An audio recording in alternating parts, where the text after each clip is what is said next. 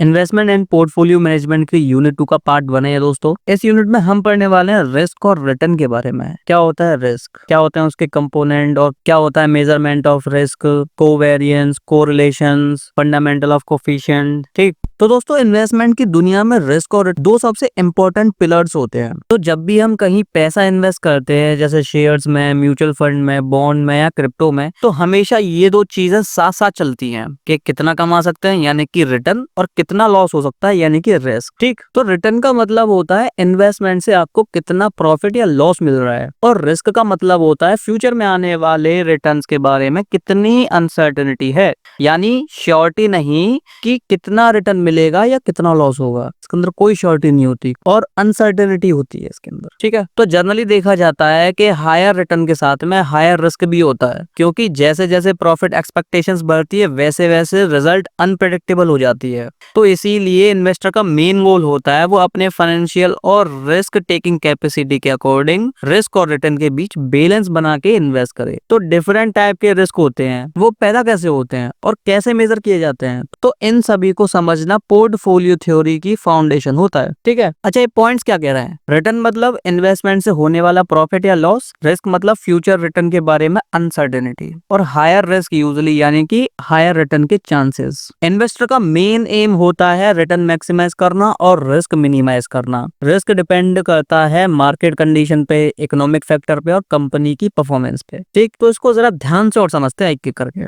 तो फिर से वही, रिटर्न का मतलब होता है इन्वेस्टमेंट पर होने वाला गेन या लॉस जो एक फिक्स्ड पीरियड के बाद में कैलकुलेट किया जाता है। यूजुअली रिटर्न को परसेंटेज फॉर्म में एक्सप्रेस किया जाता है ताकि इजीली कंपेयर किया जा सके। तो टोटल रिटर्न का मतलब होता है यानी कि कैपिटल गेन या लॉस प्लस इनकम। इनकम में डिविडेंड्स या इंटरेस्ट आता है, और कैपिटल गेन तब होता है जब एसेट की प्राइस बढ़ जाती है। ठीक है, जब आप कोई शेयर खरीदते हो उसमें आपको डिविडेंड मिल जाता है तो वो इनकम में आता है। कैपिटल गेन जब होता है जब आपके शेयर का ही प्राइस बढ़ जाए। ठीक, दूसरा है रियलाइज रिटर्न। रियलाइज रिटर्न वो रिटर्न होता है जो एक्चुअली पास्ट में हुआ है, यानी इन्वेस्टमेंट के बाद सच में कितना प्रॉफिट और लॉस मिला। ठीक, फिर तीसरा है एक्सपेक्टेड रिटर्न। इसका मतलब यह है फ्यूचर में मिल सकने वाला रिटर्न का एवरेज, जो डिफरेंट पॉसिबिलिटीज और उनकी प्रोबेबिलिटीज को कंसीडर करके निकाला जाता है।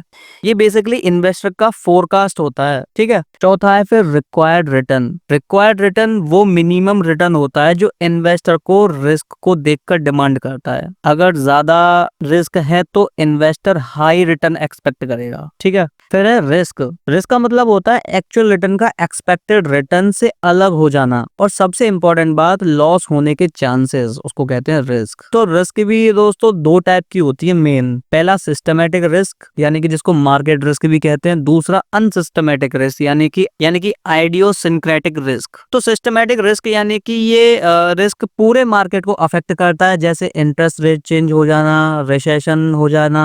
इस रिस्क को डाइवर्सिफिकेशन से एलिमिनेट नहीं किया जा सकता है। फिर दूसरा है अनसिस्टमेटिक रिस्क। ये रिस्क किसी स्पेसिफिक कंपनी या इंडस्ट्री से रिलेटेड होता है, जैसे मैनेजमेंट फेलर होना, कंपनी स्पेसिफिक कोई प्रॉब्लम आ जाना, कंपनी ही पूरी डूब जाना। इस टाइप के रिस्क को डाइवर्सिफिकेशन से काफी हद तक रिड्यूस किया जा सकता है। ठीक है, और भी तरह के रिस्क होते हैं जैसे कि liquidity risk, credit risk, operational risk, political risk, currency risk. ठीक, लेकिन मेन ये दो ही हैं, सिस्टमेटिक और अनसिस्टमेटिक। ठीक है, तीसरा कॉन्सेप्ट है measuring risk and return. Return measure का मतलब यानी कि हम रिटर्न को कैसे मेजर कर सकते हैं। तो रिस्क मेजरमेंट के कुछ टूल्स दिए हुए हैं, जैसे कि arithmetic mean return, geometric mean return. Arithmetic mean return का मतलब होता है पीरियोडिक रिटर्न का सिंपल सा एवरेज। अगर हर साल का रिटर्न ऐड करके डिवाइड कर दिया जाए तो एवरेज रिटर्न आता है। तो जो एवरेज आता है वही अर्थमेटिक मीन होता है। ठीक है, और जियोमेट्रिक मीन इससे एनुअलाइज्ड कंपाउंड ग्रोथ रेट कहते हैं। ये मल्टी पीरियड एक्चुअल रिटर्न्स के लिए ज्यादा एक्यूरेट मेजर होता है, क्योंकि ये कंपाउंडिंग को कंसीडर करता है। ठीक है, फिर है रिस्क मेजर। अब रिस्क कैसे मेजर होता है? वेरिएंस और स्टैंडर्ड डेविएशन में से, फिर बीटा से, फिर वैल्यू एट रिस्क से, डाउनसाइड रिस्क मेजर से। ठीक है, वेरिएंस और स्टैंडर्ड डेविएशन ये मेजर करते हैं कि रिटर्न मीन के अराउंड कितना स्प्रेड हो रहा है, जैसे स्टैंडर्ड डेविएशन वेरिएंस के स्क्वायर रूट होते हैं। ठीक, फिर आता है बीटा। बीटा बताता है कि एसेट का रिटर्न मार्केट के रिटर्न के कंपैरिजन में कितना सेंसिटिव है। बीटा बताता है कि अगर बीटा इक्वल है 1 के तो मार्केट में नॉर्मल रिस्क है, बीटा अगर हायर है 1 से तो हाई रिस्क है, और बीटा अगर लेसर है 1 से तो लो रिस्क है। ठीक, अब वैल्यू एड रिस्क क्या होता है? वैल्यू एड रिस्क बताता है कि एक गिवन टाइम पीरियड और कॉन्फिडेंस लेवल पर मैक्सिमम लॉस कितना हो सकता है। ठीक है, फिर डाउन साइड रिस्क मेजर्स बताता है कि ये सिर्फ नेगेटिव रिटर्न्स या लॉसेस पर फोकस करते हैं, पॉजिटिव डेविएशन को इग्नोर कर देता है फुली। ठीक, फिर चौथा है the risk return trade off. Normally higher expected return के लिए इन्वेस्टर को हाई रिस्क लेना पड़ता है, और हर इन्वेस्टर अपनी रिस्क टॉलरेंस और गोल्स के हिसाब से ट्रेड ऑफ का पॉइंट चूज करता है। ठीक है, तो इसका शार्प सा फॉर्मूला है, जैसे कि expected return minus risk free rate divided by standard deviations. तो इससे क्या, शार्प रेशियो जितना हायर होगा उतनी बेटर रिस्क एडजस्टेड परफॉर्मेंस होगी। ठीक है, फिर सॉर्टिनो रेशियो क्या होता है? ये शार्प रेशियो का मॉडिफाइड वर्जन होता है, ये सिर्फ डाउन साइड वॉलेटिलिटी के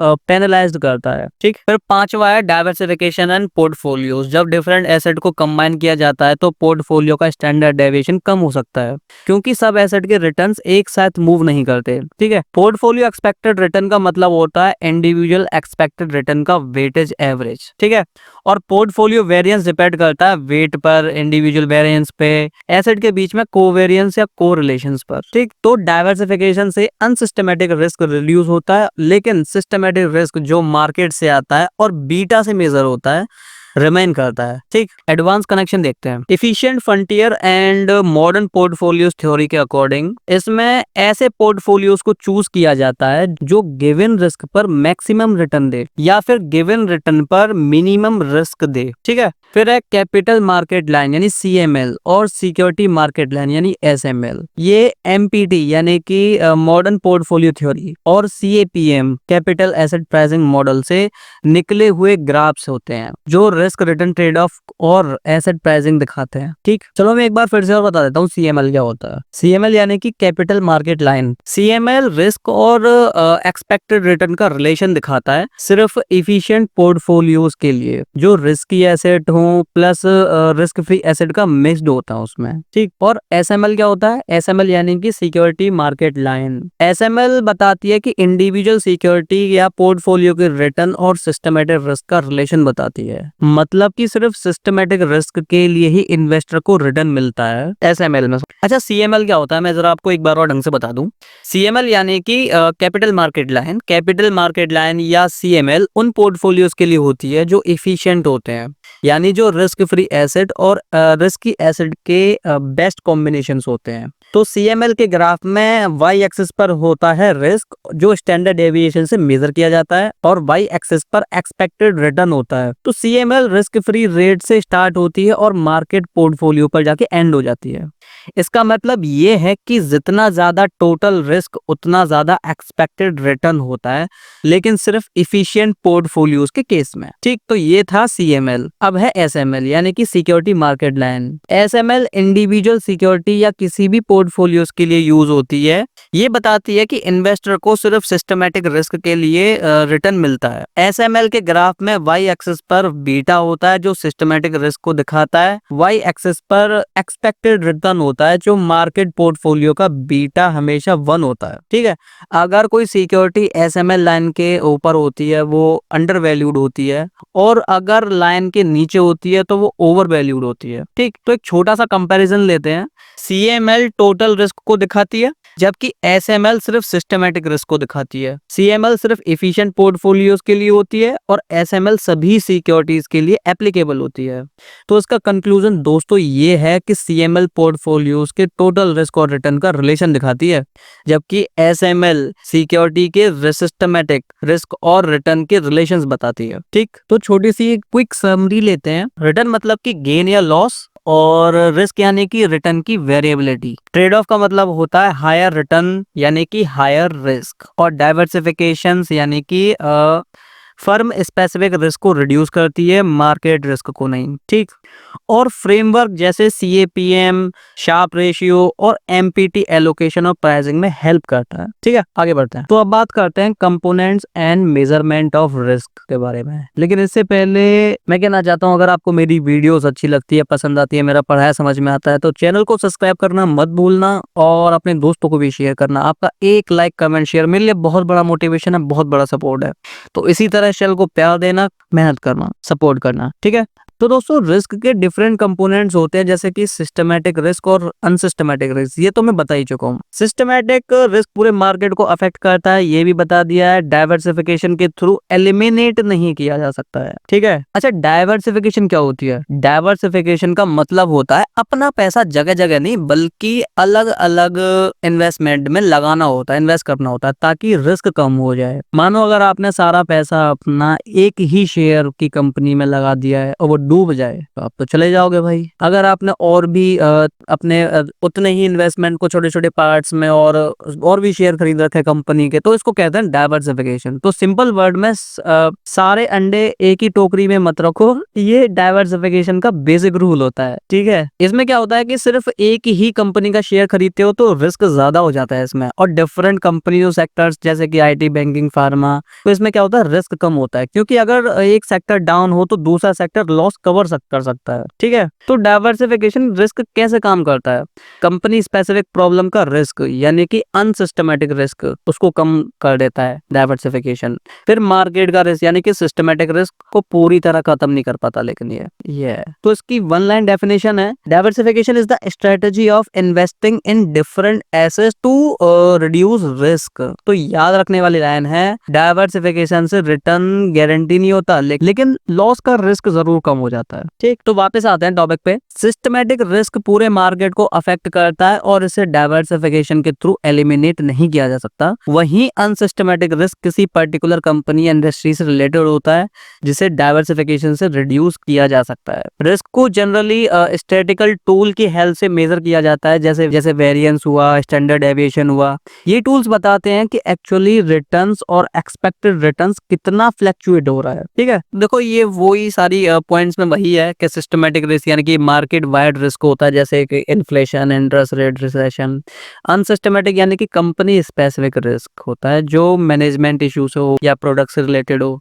वेरिएंस का मतलब होता है, ये मेजर करता है कि रिटर्न एवरेज से कितने दूर जा रहे हैं, इन्वेस्टमेंट और रिटर्न में कितना वेरिएंस है। स्टैंडर्ड डेविएशन यानी कि ये वेरिएंस का स्क्वायर रूट होता है और इन्वेस्टमेंट रिस्क का मेन मेजर माना जाता है। ठीक, और हायर डेविएशन यानी कि हायर रिस्क, मतलब जितना ज्यादा फ्लक्चुएशन उतना ज्यादा रिस्क। तो एक एक करके अच्छे से समझते हैं उनको। तो कंपोनेंट्स ऑफ रिस्क कौन कौन से होते हैं? रिस्क का बेसिक मतलब होता है रिटर्न्स में अनसर्टेनिटी, लेकिन एग्जाम पॉइंट ऑफ व्यू से रिस्क को कई कंपोनेंट्स में डिवाइड किया जा सकता है, ताकि क्लियरली समझा जा सके रिस्क कहां से आ रहा है। ठीक है, तो पहला वही सिस्टमैटिक रिस्क, उसको मार्केट रिस्क भी कहते हैं। सिस्टमैटिक रिस्क वो होता है जो पूरे मार्केट को अफेक्ट करता है, जिससे डाइवर्सिफिकेशन से रिड्यूस एलिमिनेट नहीं किया जा सकता। इसमें कौन कौन से रिस्क इन्वॉल्व होते हैं? पहला इंटरेस्ट रेट बढ़ जाना, ठीक है। दूसरा इन्फ्लेशन रिस्क। तीसरा रिसेशन, इन्फ्लेशन यानी कि महंगाई, रिसेशन यानी कि मंदाई। फिर चौथा पॉलिटिकल या इकोनॉमिक इवेंट्स होने की वजह से रिस्क। ये सिस्टमैटिक रिस्क में आते हैं सारे। और फिर सीधा मार्केट सेंटीमेंट। ठीक, एग्जांपल देखते हैं इसका एक प्यारा सा। अगर आरबीआई इंटरेस्ट रेट चेंज करता है तो पूरा स्टॉक मार्केट इम्पैक्ट हो सकता है। तो सिर्फ एक कंपनी इससे हार्म नहीं होती है। तो ये क्या सिस्टमैटिक रिस्क है। फिर अनसिस्टमैटिक रिस्क यानी कि स्पेसिफिक होता है और डाइवर्सिफेबल रिस्क होता है। अनसिस्टमैटिक रिस्क वो होता है जो किसी पर्टिकुलर कंपनी इंडस्ट्री से रिलेटेड होता है। इस टाइप के रिस्क को डाइवर्सिफिकेशन के थ्रू काफी हद तक रिड्यूस किया जा सकता है।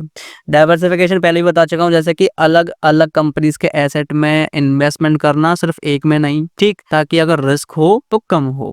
इसमें इंक्लूड होता है बिजनेस रिस्क, यानी कि पूरे मैनेजमेंट का डिसीजन, कोई कॉम्पिटिशन, जैसे फाइनेंशियल रिस्क भी हो सकते हैं, जैसे हाई डेट लेवल, कर्जा भर जाना, कंपनी डूब जाना। ऑपरेशनल रिस्क जैसे कि सिस्टम फेलर हो जाना पूरा, फिर जैसे लीगल रिस्क, रेगुलेटरी रिस्क, ठीक, ये सभी क्या आते हैं, अनसिस्टमेटिक रिस्क में आते हैं, जो किसी कंपनी के लिए स्पेसिफिक होते हैं, जो डाइवर्सिफाइबल कहते हैं उनको। एग्जांपल देखते हैं इसका प्यारा सा, अगर किसी कंपनी में फ्रॉड की न्यूज आती है तो उस कंपनी का स्टॉक गिरता है, लेकिन पूरे मार्केट को उस पर कोई इफेक्ट और हार्म नहीं होती है अगर किसी एक कंपनी का स्टॉक गिर रहे हैं तो, ठीक है। मैंने ये भी कहा था कुछ अदर टाइप के भी रिस्क होते हैं, तो ये वही है। फिर है क्रेडिट रिस्क। क्रेडिट रिस्क का मतलब होता है बोरोवर को डिफॉल्ट करने का रिस्क, यानी लोन या बॉन्ड का पैसा वापस ना मिलना। ये रिस्क मेनली बॉन्ड और लोन्स में ज्यादा कॉमन होता है, ठीक है। फिर है चौथा लिक्विडिटी रिस्क। लिक्विडिटी रिस्क वो सिचुएशन होती है जब आप किसी एसेट को जल्दी सेल नहीं कर पाते बिना ज्यादा प्राइस गिराए। इसका एग्जांपल देखते हैं प्यारा सा, रियल एस्टेट एग्जांपल है, इसको बेचने में टाइम लगता है, तुरंत बायर नहीं मिलता इसलिए टाइम लगता है, ठीक। फिर है एक्सचेंज रेट रिस्क। ये रिस्क फॉरेन एक्सचेंज रेट्स के फ्लक्चुएशंस की वजह से होता है। इसका इफेक्ट स्पेशली होता है एक्सपोर्टर्स को, इंपोर्टर्स को, इंटरनेशनल इन्वेस्टर को, ठीक है। फिर है ऑपरेशनल रिस्क। ऑपरेशनल रिस्क का मतलब होता है इंटरनल फेलियर की वजह से लॉस होना, जैसे प्रोसेसेस, सिस्टम या पीपल से रिलेटेड कोई भी प्रॉब्लम आ जाती है। फिर सेकंड लास्ट है लीगल एंड रेगुलेटरी रिस्क। जब लॉज में चेंजेस आते हैं, न्यू रेगुलेशंस या पेनल्टी की वजह से लॉस होता है तो उसे लीगल और रेगुलेटरी रिस्क कहते हैं। फिर लास्ट है टेक्नोलॉजी या साइबर रिस्क। ये रिस्क तब होता है जब टेक्नोलॉजी सिस्टम फेल हो जाता है या साइबर अटैक की वजह से सिस्टम डैमेज हो जाता है, ठीक। तो इतने तरीके के ये रिस्क सारे अदर में आते हैं, लेकिन मेन सिर्फ सिस्टमेटिक और अनसिस्टमेटिक है, ठीक है। अब बात करते हैं मेजरमेंट ऑफ रिस्क की। रिस्क को मेजर इसलिए किया जाता है ताकि ये पता चल सके कि रिटर्न में कितनी वेरिएबिलिटी या कितनी अनसर्टेनिटी है। रिस्क मेजरमेंट टूल्स बताते हैं कि एक्चुअल रिटर्न्स कितना फ्लक्चुएट कर सकता है, ठीक है। तो रिस्क को मेजर करने के लिए कुछ टूल्स होती हैं, जैसे पहला है वेरिएंस। वेरिएंस मेजर करता है कि रिटर्न एवरेज से कितना स्प्रेड आउट हो रहा है। अगर वेरिएंस ज्यादा है तो रिटर्न ज्यादा फ्लक्चुएट कर रहा है, ठीक है। इसका मतलब ये है कि higher variance equals to higher return. जितना ज्यादा वेरिएंस होगा उतना ज्यादा ही रिस्क होगा। फिर दूसरा है स्टैंडर्ड डेविएशन। स्टैंडर्ड डेविएशन सबसे कॉमन रिस्क मेजर है और स्टैंडर्ड डेविएशन वेरिएंस का स्क्वायर रूट होता है। ये बताता है कि रिटर्न में कितनी वॉलेटिलिटी है, यानी कि जितना ज्यादा स्टैंडर्ड डेविएशन होगा उतना मोर वॉलेटाइल होगा और उतना ही ज्यादा रिस्की होगा। फिर है बीटा। बीटा मेजर करता है सिस्टमेटिक रिस्क को, यानी मार्केट के कंपैरिजन में एसेट का रिस्क। पहले भी बता चुका हूं, बीटा अगर इक्वल है 1 के तो मार्केट के बराबर का रिस्क है। अगर बीटा ज्यादा है 1 से तो मार्केट से ज्यादा वॉलेटाइल है, और बीटा कम है 1 से तो मार्केट से कम वॉलेटाइल है, ठीक है। तो मतलब जितना ज्यादा बीटा होगा उतना ज्यादा रिस्क होगा उसमें। बीटा को CAPM मॉडल में यूज किया जाता है। CAPM यानी कि कैपिटल एसेट प्राइसिंग मॉडल में, ठीक। फिर है कोफिशिएंट ऑफ वेरिएशन। इसका फॉर्मूला होता है coefficient of variation equal standard deviation divided expected return. ये बताता है पर यूनिट रिटर्न पर कितना रिस्क लिया जा रहा है, ठीक है। तो जितना कम कोफिशिएंट ऑफ वेरिएशन होगा उतना ज्यादा बेटर होगा, क्योंकि कम रिस्क में ज्यादा रिटर्न मिल रहा है इससे, ठीक। फिर पांचवा value at risk, VAR। VAR बताता है कि एक सर्टेन कॉन्फिडेंस लेवल पर मैक्सिमम एक्सपेक्टेड लॉस कितना हो सकता है। एग्जाम्पल देखें, जैसे कि value at risk at 95% equals to 10,000। इसका मतलब ये है कि 95% चांस है कि एक दिन में लॉस 10,000 से ज्यादा नहीं होगा। आया बात समझ में। फिर है बीटा एडजस्टेड, यानी कि रिस्क एडजस्टेड परफॉर्मेंस मेजर्स। ये मेजर्स इन्वेस्टमेंट की परफॉर्मेंस को रिस्क के साथ एडजस्ट करके दिखाता है, ताकि सिर्फ रिटर्न नहीं बल्कि कितना रिस्क लेके रिटर्न मिला ये पता चले, ठीक है। फिर इसके अंदर आते हैं अल्फा। अल्फा बताता है कि इन्वेस्टमेंट ने मार्केट के कंपेयर में कितना एक्स्ट्रा रिटर्न दिया। इसके अंदर होता है पॉजिटिव अल्फा और negative alpha. Positive alpha market से बेटर परफॉर्मेंस देता है और नेगेटिव अल्फा मार्केट से वर्स परफॉर्मेंस, ठीक है। तो सिंपल सा के सेम रिस्क लेने के बाद भी अगर ज्यादा रिटर्न मिला तो अल्फा पॉजिटिव होता है, ठीक। फिर दूसरा शार्प रेशियो, यानी कि return per unit of total. Sharpe ratio बताता है कि टोटल रिस्क स्टैंडर्ड डेविएशन लेने पर कितना एक्सेस रिटर्न मिला। ठीक है, ये इसका फॉर्मूला है। इसका मतलब ये है कि हायर शार्प रेशियो मतलब कि बेटर रिस्क एडजस्टेड रिटर्न। ठीक, फिर तीसरा है सॉर्टिनो रेशियो यानी down side risk focus. Sortino ratio sharp जैसा ही होता है, लेकिन ये सिर्फ डाउन साइड रिस्क को पेनलाइज करता है। ठीक है, इसका मतलब ये है कि अच्छे रिटर्न को पनिशमेंट नहीं देता, सिर्फ लॉस वाले रिस्क को कंसिडर करता है।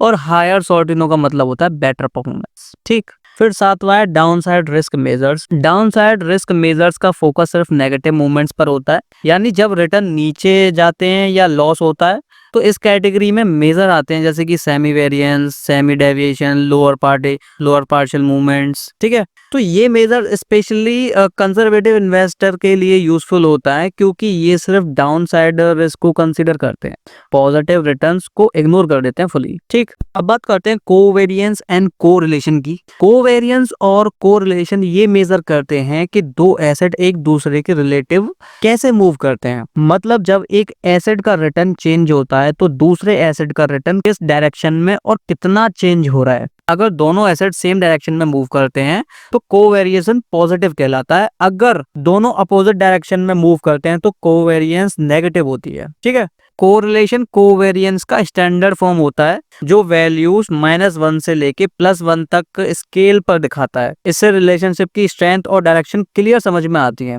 तो ये दोनों टूल्स इन्वेस्टर को हेल्प करते हैं समझने में कि दो एसेट को एक पोर्टफोलियो में कंबाइन करके रिस्क कम होगा या बढ़ेगा। ठीक है, तो इसके कुछ पॉइंट्स हैं, क्या कहते हैं ये। पहला है कोवेरिएंस, यानी कि दो एसेट के जॉइंट मूवमेंट को मेजर करता है कोवेरिएंस। फिर है positive covariance, asset same direction में मूव करता है तो उसे पॉजिटिव कोवेरिएंस कहते हैं। नेगेटिव कोवेरिएंस यानी कि एसेट अपोजिट डायरेक्शन में मूव करता है तो उसे नेगेटिव। ठीक है, कोरिलेशन यानी कि -1 to +1 रिलेशनशिप की स्ट्रेंथ और डायरेक्शन बताता है। ठीक है, और नेगेटिव और लो कोरिलेशन मतलब कि डाइवर्सिफिकेशन में हेल्प करता है और पोर्टफोलियो रिस्क को कम करता है। अब इसको जरा ध्यान से और पढ़ते हैं एक एक करके। हाँ, तो पहला है कोवेरिएंस। कोवेरिएंस बताता है कि दो एसेट साथ में मूव करते हैं या अपोजिट डायरेक्शन में मूव करते हैं। ठीक है, फिर भी बता चुका हूँ, दोनों एसेट सेम डायरेक्शन में मूव करते हैं। ठीक है, और नेगेटिव में अपोजिट डायरेक्शन में मूव करते हैं। जीरो कोवेरिएंस यानी कि दोनों एसेट के बीच में कोई लीनियर रिलेशनशिप नहीं होता। ठीक, और बट बहुत ज्यादा इंपॉर्टेंट लिमिटेशंस भी हैं इसकी। कोवेरिएंस रिलेशनशिप की स्ट्रेंथ नहीं बताता, इसकी वैल्यूज बहुत बड़ी हो सकती है, छोटी हो सकती है और अनबाउंडेड भी हो सकती है, और इसीलिए कंपेयर करना मुश्किल होता है। ठीक, फिर दूसरा है कोरिलेशन। कोरिलेशन बताता है डायरेक्शन, स्ट्रेंथ, वो भी दोनों एक साथ। कोरिलेशन बेसिकली कोवेरिएंस का स्केल्ड वर्जन होता है, इसीलिए समझना और उससे यूज करना इजी होता है। ठीक है, तो वही चीज है, अगर +1 अगर कोरिलेशन है तो परफेक्ट पॉजिटिव रिलेशनशिप बता रहा है, 0 है तो नो रिलेशनशिप, और -1 है तो परफेक्ट नेगेटिव रिलेशनशिप। ठीक, कोरिलेशन को पोर्टफोलियो डाइवर्सिफिकेशन में ज्यादा यूज किया जाता है क्योंकि ये क्लियरली दिखाता है कि दो एसेट कितनी स्ट्रांगली साथ मूव कर रहे हैं। ठीक है, तो डिफरेंस देख लेते हैं कोवेरिएंस और कोरिलेशन का। कोवेरिएंस सिर्फ डायरेक्शन दिखाता है, कोरिलेशन डायरेक्शन प्लस स्ट्रेंथ भी दिखाता है। कोवेरिएंस वैल्यू अनबाउंडेड होती है और कोरिलेशन में हमेशा -1 से +1 के बीच में रहती है। कोवेरिएंस समझना मुश्किल होता है लेकिन कोरिलेशन समझना बहुत इजी होता है।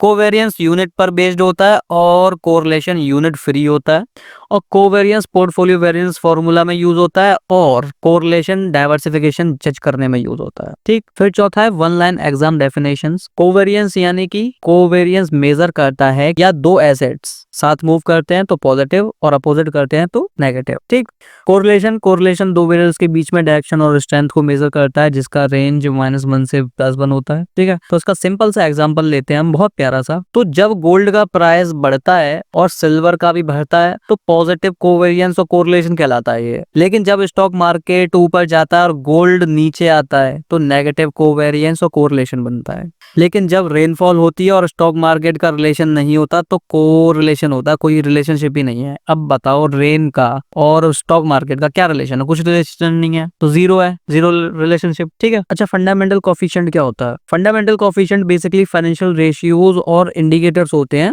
जो कंपनी के फंडामेंटल परफॉर्मेंस को एनालाइज करते हैं। ठीक है, ये हेल्प करते हैं समझने में कि स्टॉक अंडर वैल्यूड है या ओवर वैल्यूड है, और एक्सपेक्टेड रिटर्न एस्टिमेट करने में हेल्प करता है। तो इसके की पॉइंट्स हैं, जैसे इंक्लूड होते हैं इसके अंदर, जैसे PE ratio, earning per share, return on equity, dividend yield. ठीक है, ये दिखाते हैं कि कंपनी का फंडामेंटल्स का स्टॉक परफॉर्मेंस पर क्या इफेक्ट है, और यूज होता है सिक्योरिटी एनालाइज और वैल्यूएशन में फंडामेंटल कोफिशिएंट। ठीक है, तो उसका मीनिंग ये कहता है कि फंडामेंटल कोफिशिएंट मेजर करता है एसेट का रिटर्न कितना स्ट्रांगली फंडामेंटल फैक्टर से रिलेटेड है, जैसे earnings, dividends, book value, sales, cash flows, economic factor जैसे कि जीडीपी, इन्फ्लेशन, इंटरेस्ट रेट। ठीक है, मतलब कि ये बताता है कि एसेट का प्राइस फंडामेंटल से ड्राइव हो रहा है या रैंडम मार्केट मूवमेंट से ड्राइव हो रहा है। ठीक है, फंडामेंटल एनालिसिस में यूज होता है जज करने के लिए कि स्टॉक का मूवमेंट कंपनी के फाइनेंशियल स्ट्रेंथ से जस्टिफाई होता है या नहीं होता है। ठीक है, तो क्यों कोफिशिएंट जरूरी है? क्योंकि स्ट्रेंथ और डायरेक्शंस दिखाता है, ये पॉजिटिव है या नेगेटिव है। लॉजिक सेम है जैसे कोरिलेशन कोफिशिएंट, लेकिन ये फंडामेंटल फैक्टर्स के बेस्ड पर या प्राइस डेटा पर नहीं होता है। ठीक, इंटरप्रिटेशन देख लेते हैं। फंडामेंटल कोफिशिएंट की वैल्यू अगर हाई पॉजिटिव है तो stock return strongly supported by fundamentals, यानी कि गुड क्वालिटी के सिंबल्स होते हैं ये।